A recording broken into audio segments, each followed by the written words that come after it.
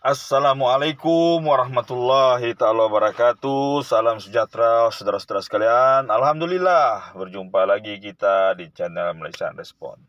Oke saudara-saudara, setiap kali musim pilihan raya tiba, pihak lawan yang tidak suka dengan Parti Islam se-Malaysia atau PAS pasti akan melemparkan tohmahan bahawa PAS seringkali dianggap gagal mentadbir negeri-negeri yang mereka tadbir.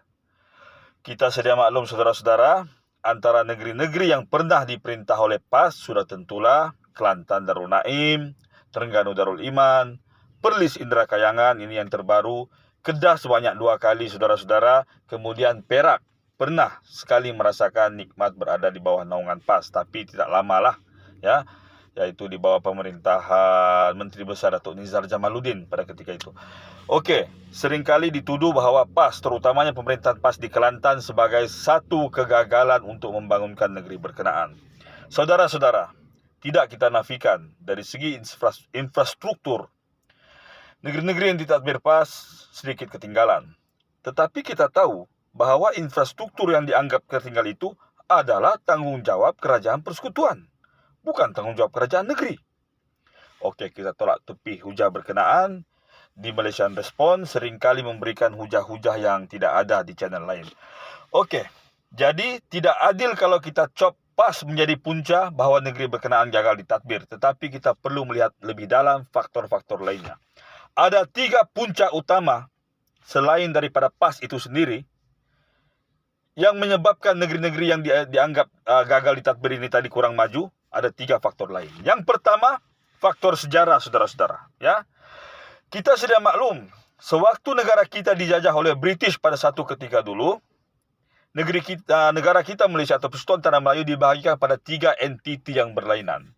Yang pertama adalah negeri-negeri selat yang terdiri daripada Singapura, Melaka dan Pulau Pinang. Inilah bahagian dalam negara kita yang dimajukan secara bersungguh-sungguh oleh British pada ketika itu sebagai pusat pentadbiran, pusat perdagangan dan pusat-pusat lainnya.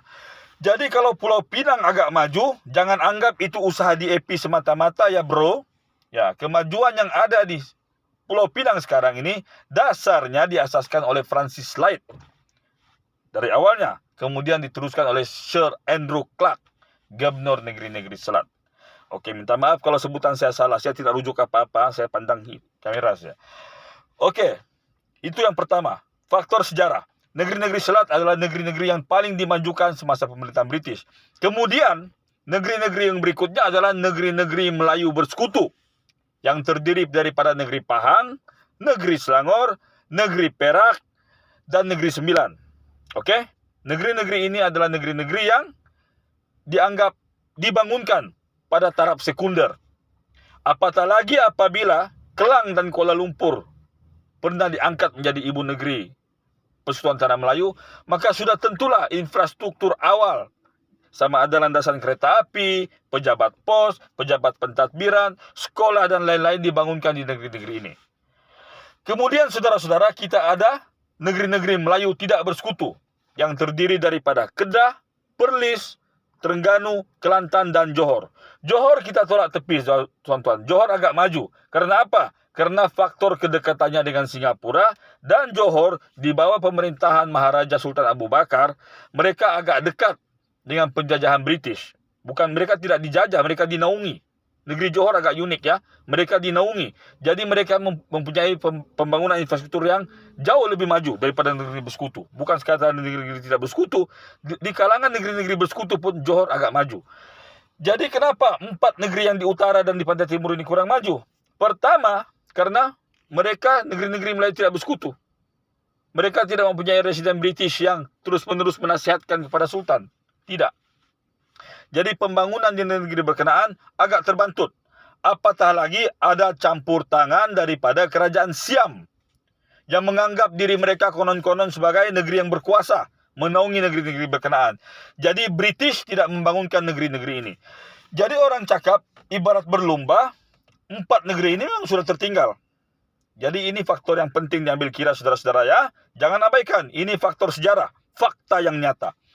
Kedua, faktor jarak dan kedudukan geografi negeri-negeri ini. Kita tahu Perlis jauh di utara. Kelantan di pantai timur, Terengganu, dan Kedah. Ya. Jauh daripada pusat perkembangan industri yang berpusat atau bertumpu di Lembah Kelang dan di bahagian selatan negara kita. Jauh. Kalaulah dari awal ibu negeri kita ni ada di Cameron Highland kah, ada di Greek kah, ada di Dungun kah, mungkin majulah itu tepat. Tapi dari dulu, pusat pemerintahan negara kita memang ada di bagian pantai barat. Jadi, dengan adanya blokade daripada Banjaran Titiwangsa, tidak ada highway dulu, maka pembangunan negeri-negeri ini terbantut. Di mana-mana saudara-saudara. Kalau kita pergi Rusia, negara yang terbesar di dunia, pembangunan di Moskow cepat. Pembangunan yang ada di Saint Petersburg sedikit terlambat. Pembangunan yang ada di Kamchatka dan Vladivostok sudah tentulah agak jauh. Begitu juga di India. Pembangunan di Kashmir juga jauh. Okey?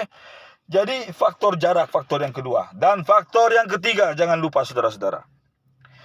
PAS bukan gagal mentadbir kerana mereka tidak tahu mentadbir. Tapi negeri-negeri yang diperintah oleh PAS dari dulu diabaikan. Tidak diberi peruntukan, tidak didengar keluhan rakyatnya, tidak dipedulikan oleh pemerintahan pusat. Tidak ada kerjasama sekali antara pusat dan negeri. Kerajaan negeri mau kerjasama pun kerajaan pusat akan abaikan. Seolah-olah timbul dendam bahawa mereka ini tidak memilih kerajaan pusat yang selari dengan kerajaan negeri. Jadi ini 3 faktor yang paling penting saudara-saudara ya. Ini tidak boleh dinafikan. Kalau kalian nafikan silakan komen. Saya boleh balas. Yang pertama tadi faktor sejarah. Yang kedua, faktor jarak. Yang ketiga, faktor tidak adanya simbiosis antara kerajaan pusat dengan kerajaan negeri. Kalau ada pun, bagai melepas batuk di tangga lah orang bilang. Datang melawat, balik KL, tidak ada yang desain. Okey? Jadi, berhenti menuduh PAS sebagai sebuah parti yang gagal. Sebaliknya, PAS menunjukkan beberapa kejayaan. Kalau kita lihat, semasa 33 bulan pemerintahan Mufakat Nasional, indeks pembangunan di negeri Terengganu di Kedah agak mengejutkan. Membangun. Di Kelantan pun sedikit membangun, saudara-saudara. Kita akui. Okey? Jadi, harap-harap selepas ini penyokong PAS, kalau masih tidak tahu berhujah dengan pihak lawan, dengarlah video ini, fahamkan dan mantapkan lagi perjuangan saudara-saudara sekalian. Saya bukan ahli PAS. Saya secara jujur memberikan pandangan saya ya. Wallahu a'lam bishawab. Assalamualaikum warahmatullahi taala wabarakatuh.